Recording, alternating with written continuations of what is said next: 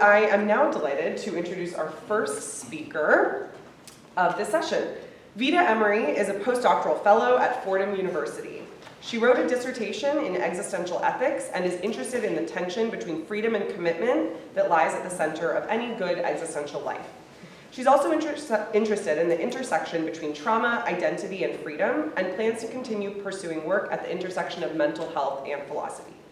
Recently, she has been teaching a course titled Philosophy as a Way of Life, which has reignited her passion for the ancient philosophical traditions that ask us to live what we believe. She loves love, only person in the room, deconstructing norms, and living in an apartment filled with plants. Let's welcome Vida for Existential, Non-monogamy. Okay, so first off, what an amazing couple of days, and I'm so appreciative of hearing everyone's perspectives on non-monogamy. I feel like when you go towards the end of a conference, you're like, I could rewrite the whole thing because you learned so many things. Is this mine? It is. Sorry. It's not mine. And I also, I feel like I'm coming from the continental tradition, and I don't know if that really matters, but I think it's been interesting to me to think about that also as a sort of question. It's a really boring title to my paper. I think that I could have come up with something more creative, but that's fine. Here we go. So, existential philosophy is defined by its adherence to the belief that we're fundamentally free. That we first exist and then we create ourselves as subjects without predetermined essence. So in this way, we have no choice but to choose for ourselves, to take on values and projects that we have deemed worthy. According to existential thinking, this is an ontological fact, but it also has some ethical implications, right? So for though choice is inevitable, our freedom means that even when we choose even when we think we're not making a choice. So sometimes we don't want to make a choice, but it's a choice, right?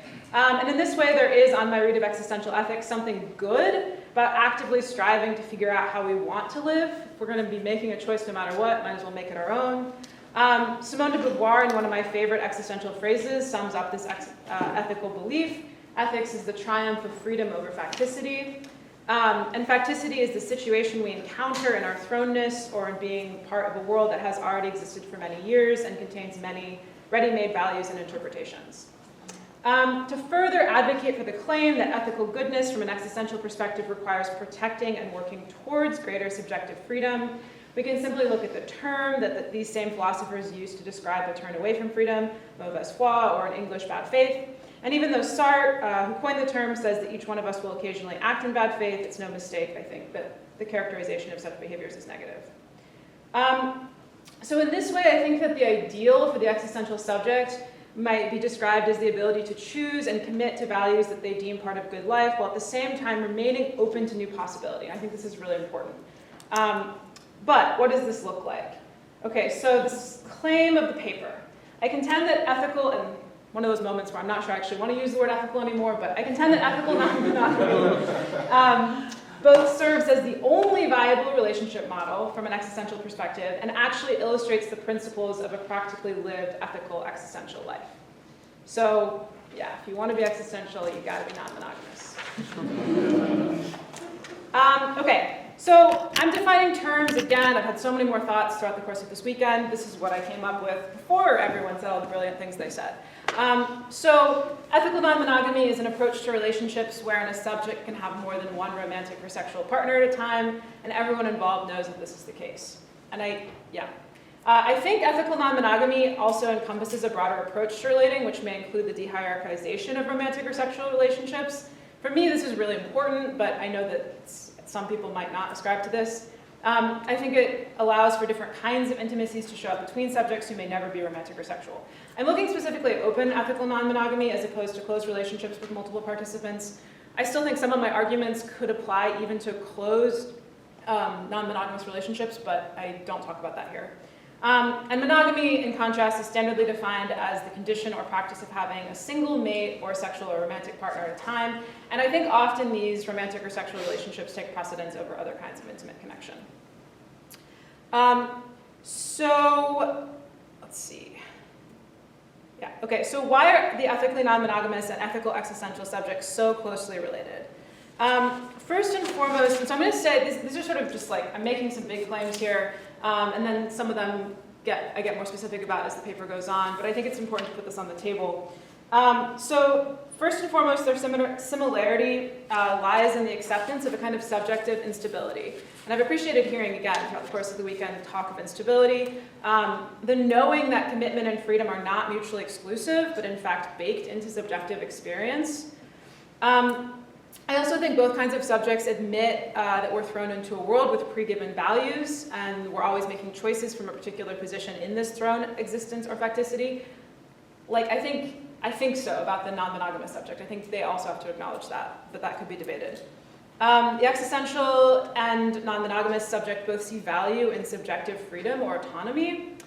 It's up to individual subjects to invest in values and projects, including relationships that they deem worthy. So there's something about like making a choice about the kinds of relationships you want to be in. I think though for both subjects, and this is really important, there is value in commitment as well, and yet even in that commitment there's an emphasis on making sure that life choices are not sort of given over to other subjects or the broader factic world. So you make commitments, but there's this desire to remain open to exploration. The existential and non-monogamous subjects both also commit to a world which encourages other subjects to live out their freedom. Again, I think this is really important, to autonomously make choices for how they want their lives to carry forward. Thus, there is a care for the tension between freedom and commitment inherent to both ethical existential subjects or ethically non-monogamous subjects. Okay, so I think it might seem clear to those who already know something about non-monogamy, this room, why there is this tension between freedom and commitment and a desire to uphold choice for self and others. The non-monogamous subject engages in committed relationships with other subjects while continuing to seek space for exploration, either with self or others, so not always with other people, and encourages their partners, friends, lovers, etc. to do the same. But why is this the case for the existential subject? So I'm going to sort of there'll be more talk of existentialism for a bit, because I think that's maybe more unfamiliar, but so to answer this question, I'm turning to Sartre's notion of nothingness. The existential perspective highlights that there's no guarantee of anything at all. Again, I've said this, it's our choices which create our experience, and this also implies that we have some control over what features of daily life stand out to us. So our attention attunes our experience, really importantly. And Sartre illustrates this in this sort of famous example from being in nothingness, where a subject walks into a cafe looking for someone. If they don't see them, they experience something as missing, but as Sartre notes, this absence is only felt because they were expecting a presence. So in this way, experience is not ready-made, and even as there are certain facts about the world that we were thrown into that we cannot change. In other words, there is a cafe, that is not something we can choose. I mean, unless, we could debate that a little bit, but there's a cafe out there, we can't choose that, but we can choose for what we look for in that cafe. And the same can be said about our engagement in relationships. So I think like we all were thrown into a world that includes certain subjects and also a relational climate already there, it's already present, but we can choose what we notice and value.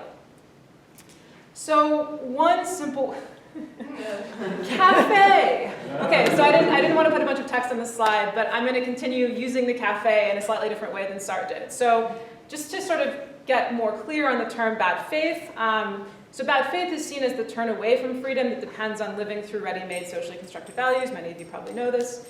So again, we can imagine entering a cafe and having several different kinds of experiences entering that cafe.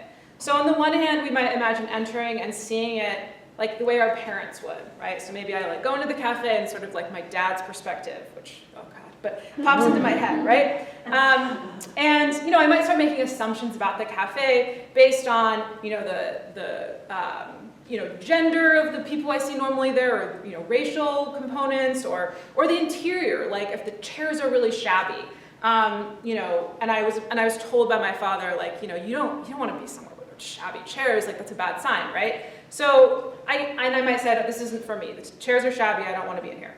So I think this is a standard form. I mean, a very simple form, but it's a very simple form of bad faith, like just using my dad's ideas about the cafe and going with that. But on the other hand, we might enter the cafe and make no judgments at all. Like I go into the cafe, I look around, I say to myself, I don't want to commit to any kind of judgment because I want to remain entirely free. I don't even want to think about the features of this cafe. I just want to be in this cafe and like things will happen as they happen.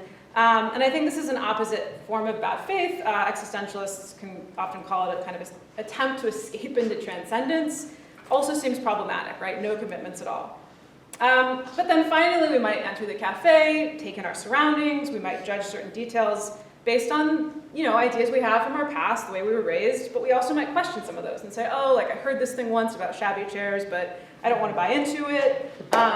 And so that sort of navigation of knowledge that's born from the past and the commitments we've made to certain ways of perceiving, and then this freedom we have to meet a space with fresh eyes, I think is sort of an approximation of good faith. And yeah. So what stops us from always acting in good faith? Like what stops us from easily claiming our freedom in a consistent and conscious manner? Sort of this freedom that relies on acknowledging commitment, but also is like allows us to see things in a fresh way. So I find it helpful to divide limits on our freedom into two categories. So I think first there are limits on attainment, or those forces which keep us from taking actions we would like to choose for ourselves. So in some cases, these forces like render something a non-choice even. And I think these include sort of obvious physical forces which constrain movement. Like if you're in prison somewhere, you can't make certain kinds of choices outside of that space.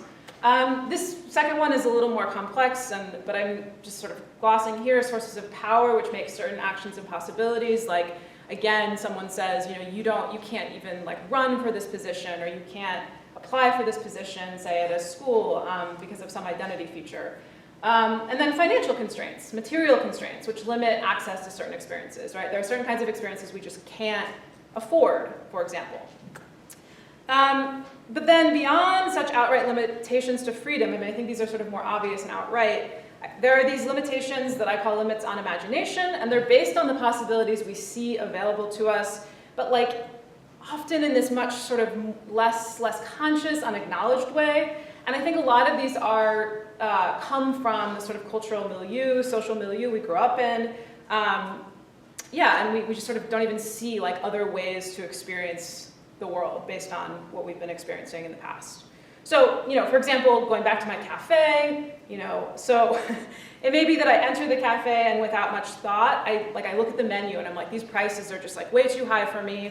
I can't stay. It's not even like, I don't even want to stop and think about it, right? There's like a limit on attainment of enjoying this cafe. It's not worth even thinking through what other features of the cafe exist. But I think a limit on my imagination shows up in the sort of aforementioned description of bad faith. So, I see the shabby chairs and make my familial association and don't stop to think about other perspectives I might take on. So like that's a very simple example of, I think bad faith is sort of this like clear, we're taking on the limits of imagination that we've been handed.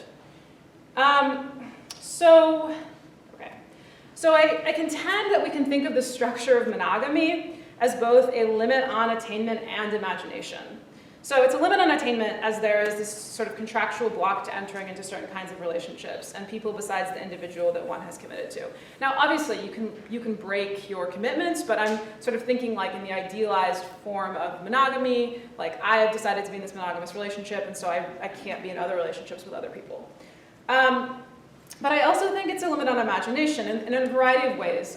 So it shapes the very options we see available to us as we interact with other people, right? So if I'm monogamous, I'm interacting with someone new, and like I already have a sort of set, defined idea of what can happen in that dynamic with that person.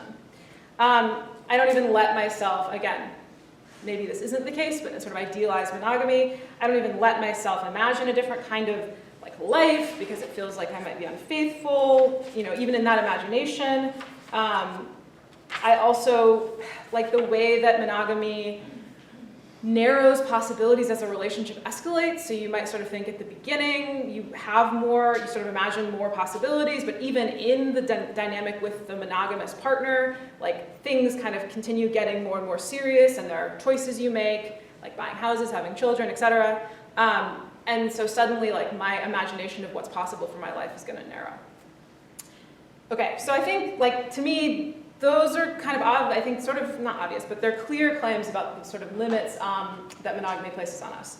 But I think, so to claim that a non-monogamous life puts less limits of attainment and imagination on any given individual, which I do want to claim, doesn't imply that non-monogamy supports a more general freedom in the same way that an existential ethics should, right? So like we could think that, the non-monogamous person's like, yeah, sweet, I don't want to have limits on attainment, I don't want to have limits on my imagination, I'm non-monogamous, but does that support other people's freedom too? And like I think existential ethics, importantly, says we should support other people's freedom. So this is sort of so monogamy is bad if we want less of these limits, but what about other people's freedom? So here I'm looking at Sartre in particular and his conception of what a good existential choice is. So Sartre, in a passage of Existentialism is a Humanism, begins to give us his own theory as to how we might make a good existential choice.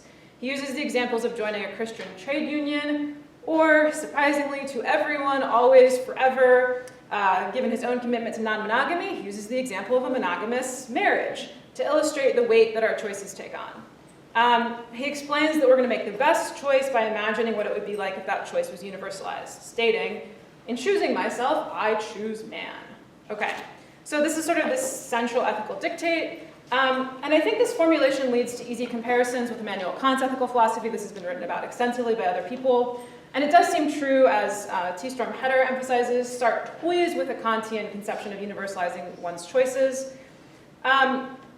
But I think that a key to understanding Sartre's ethical perspective and its difference from Kant's rests in the kind of examples he lists. And this, to me, has always been really, really important. So when he's talking about universalizing one's choices, he's not focusing on sort of discrete moral conundrums, like, should I lie or not? And what if I lie? What happens when that's universalized?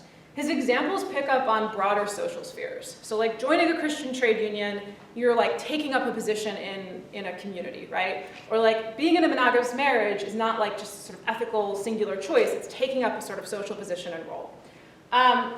And so I think that this indicates from a Sartrean perspective that a subject's concern should be centered on the roles they play within various spheres of society, which from my perspective does include identification with sexual and relational categories. Like these categories matter to Sartre also, the kinds of roles we're taking on.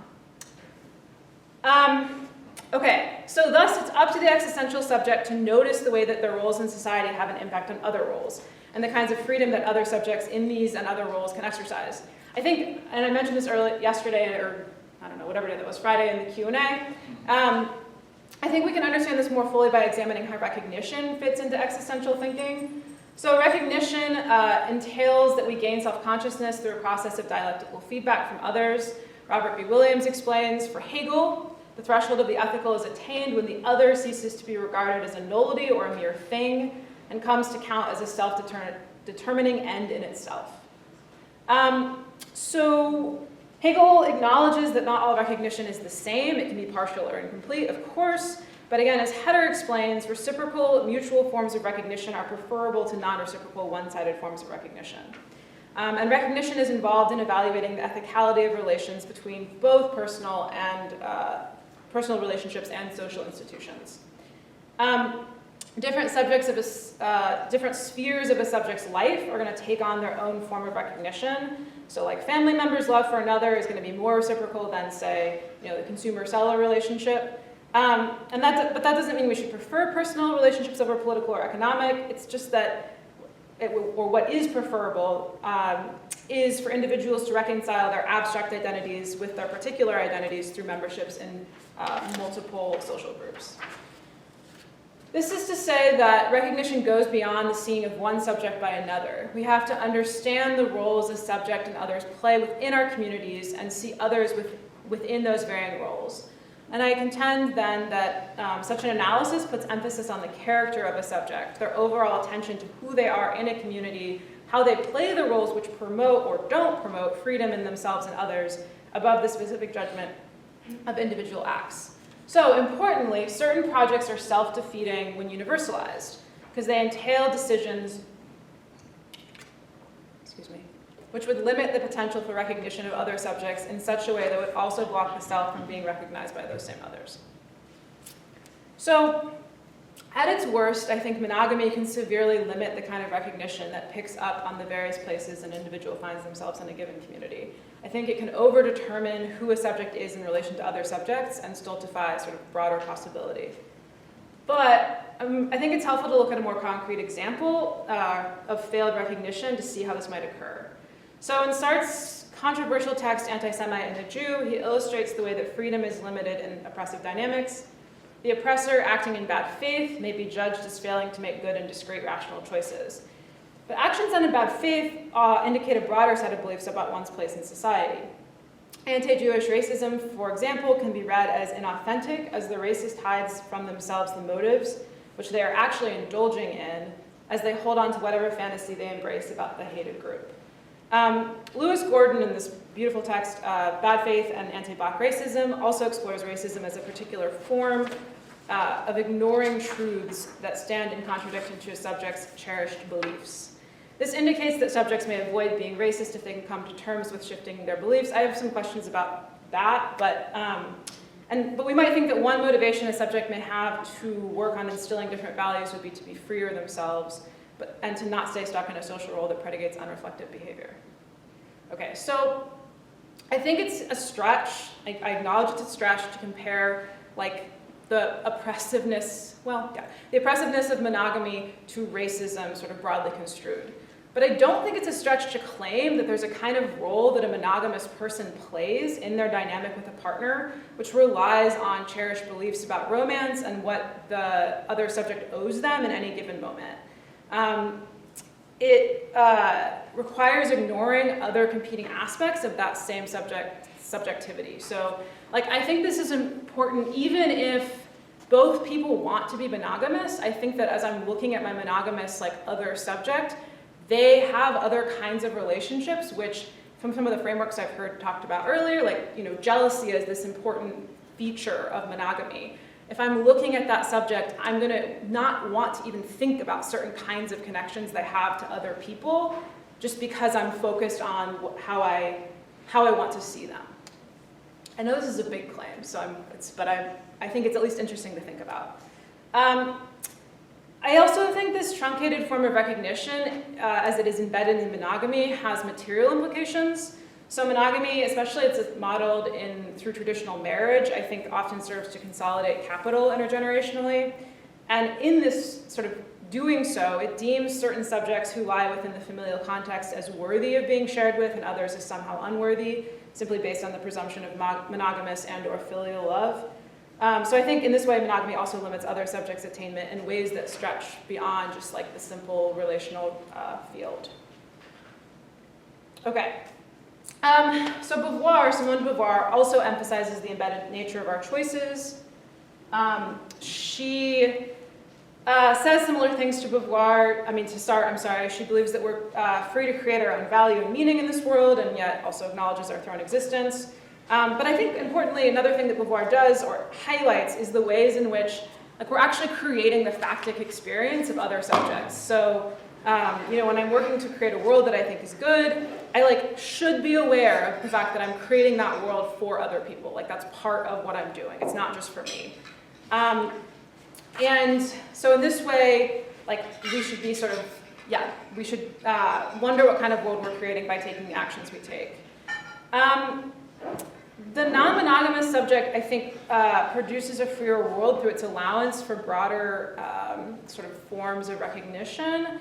But I think Beauvoir's work on literature, and I'm going to mention this very briefly, I could expand on this much longer, maybe in the Q&A, but can help us think about the ways that non-monogamy supports an expanded imagination for both ourselves and other subjects.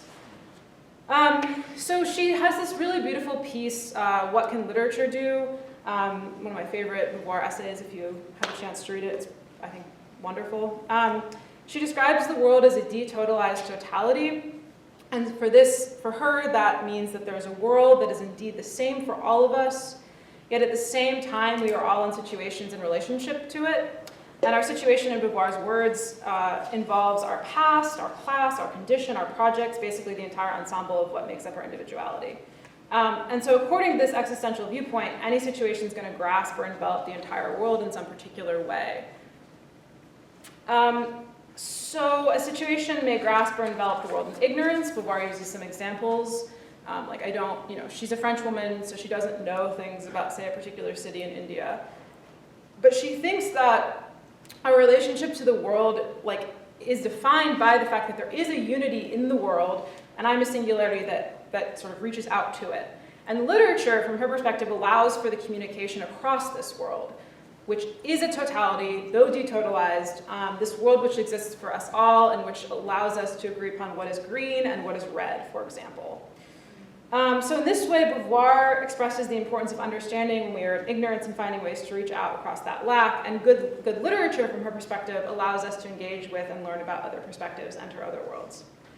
Okay, so this is like, this is a little bit of a fast and loose claim, but I think I've been thinking about it a lot and I'd like to think more about it. I think in analogizing this to our connection to other people, like other people open up worlds for us, there is a risk in making our lovers and partners sound like a means to an end. But I do also believe that the way that continuous interaction with new and varying subjects does broaden our view of what is possible, and also like helps clarify what people mean when they speak. Like, I think the openness to new intimacies has a really, there's a really rich possibility for the broadening of imagination.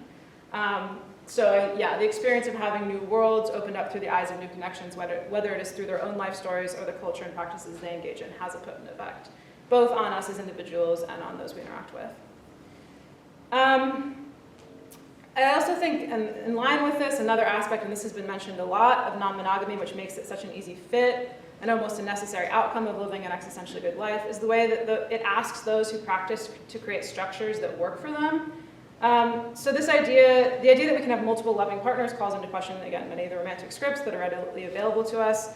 And so without access to these scripts, or if we sort of say, okay, I don't want to just use these scripts that have been handed to me, I have to create. I just pull really briefly, and maybe because I, again, just think it's beautiful.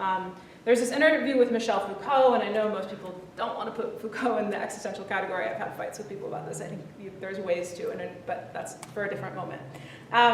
So Foucault explains that the institution of marriage has always allowed a man and a younger woman to couple. And he follows this with an immensely, I think, poetic line which explores the relations between two men who might be of different ages. He asks what code would allow them to communicate, and continues, they face each other without terms or convenient words, with nothing to assure them about the meaning of the movement that carries them toward each other. They have to invent from A to Z a relationship that is still formless, which is friendship, that is to say, the sum of everything which they can give each other pleasure. Foucault continues to explain the ways in which society has created neat categories for the gay man, the over-sexualized, seductive coupling, and he believes that such coupling does not generate any kind of unease because it does generate unease because it cancels everything that can be troubling in affection, tenderness, friendship, fidelity, camaraderie, and companionship, things that our rather sanitized society can't allow a place for, without fearing the formation of new alliances and the tying together of unforeseen lines of force. So I guess I just wanted to include this because I think that there's, and again, this has been mentioned, but just the power of the generative space of non-monogamy, that there's like this requirement to create on some level. And I think that is something that non-monogamy does, importantly in line with existential thinking. How much time do I have? You are at 30. Okay. So I want to move briefly to this common critique that is leveled against both non-monogamy and existentialism that I've heard so many times. And that's that the subjects involved in each are not going to be good at honoring their commitments. And like I teach existentialism to my students, and I'm constantly like, they're like, well, if we can do anything at all, like, why would we do anything? And like, why would we be faithful to anything? And why would we, commit to anyone? And, what is there? They sort of have their existential crisis. It's a good moment as a teacher, but I have this feeling like, from my own existential and non-monogamous perspective, I sort of have this obvious like, okay, well, yeah, but like you've always been able to do anything at all. You just choose not to see that and connect your commitments to some false sense of non-chosen value and or relational system. But that's kind of mean, and I don't, but to sort of, I think, that's my sort of glib answer. But and this is part of a slightly longer part of a project that I could talk about more, but I think there's also like another way to answer that, a slightly more academic way to approach it. And especially if that comment is made, maybe not as my students make it, but implying that the existential or non-monogamous desire for freedom like almost implies it would be better to have a different kind of subjective experience, like it would be better to not carry relationships or commitments through time.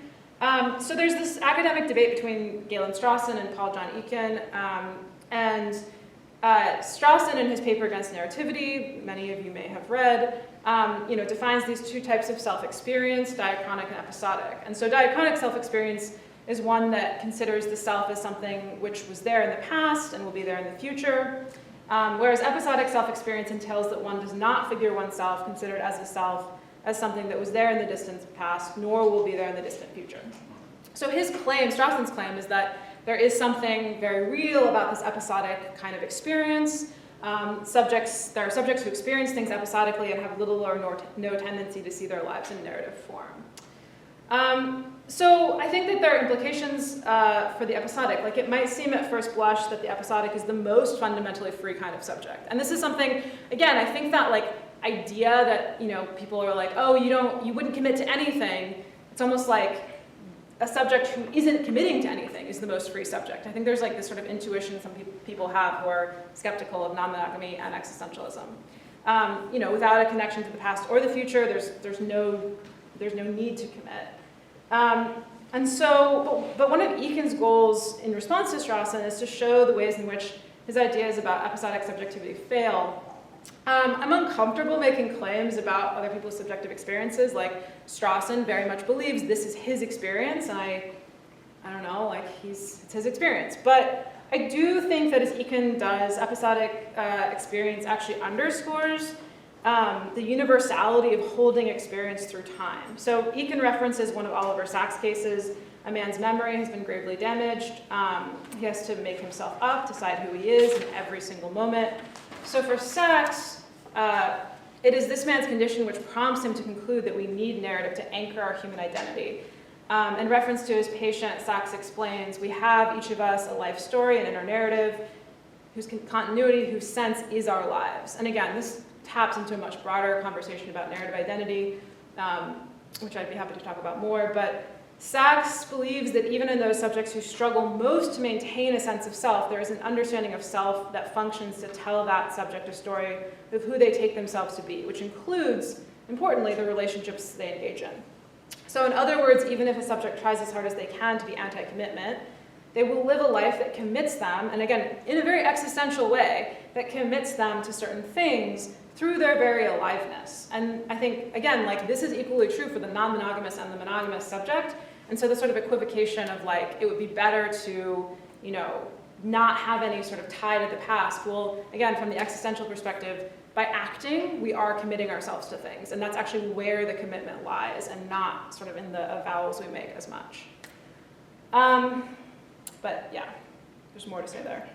Okay, so when I first proposed this paper for this conference, I thought I was going to spend a lot more time thinking about Simone de Beauvoir and Jean-Paul Sartre's relationship. I started looking at it and I was like, I don't really want to step into this that deeply.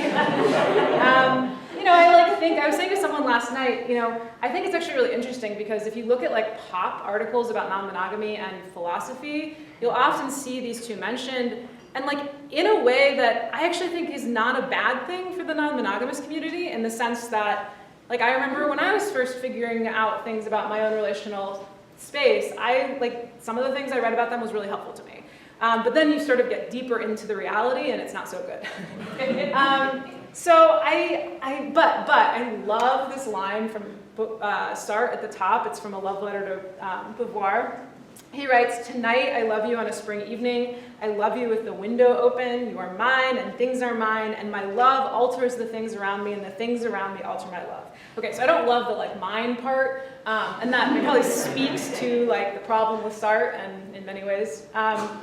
But I do think that the sort of second part does a good job of portraying the way that past love mingles with present love and shifts the possible future ground from which one loves. And to me, this is like just sort of the essence of both non-monogamy and existentialism. There is commitment but the window is always open, and the way that he continues to leave it open affects the way he experiences love. So just to conclude, I think, like, to act, so I think we can see, even in the sloppy manifestation that is their relationship, there is something there, and in that phrase too. I think that to act with absolute freedom is to turn your back on your past and attempt to move and make decisions from nothing, nowhere. It's a kind of constant improvisation, and it's basically impossible. Like, I think the idea that we could do that is basically impossible. To act from absolute commitment is to rely solely on past action, habit, choice, never trying anything new. I think the present moment, lived in an existential way and a non-monogamous way, is the razor's edge between these two spaces. So we know the roles we're playing. Like, we understand, I take up this role, I understand what that role means to other people, but we also know that we're not stuck with that role, and we have the possibility of trying new kinds of roles. And in that way, the potential to continue broadening the sort of field of recognition that exists between ourselves and others, and in that way increases everyone's sort of level of freedom. So I think, again, to return to Beauvoir's words, ethics is the triumph of freedom over practicity. And I think that's precisely the possibility that non-monogamy offers in an ever-present fashion.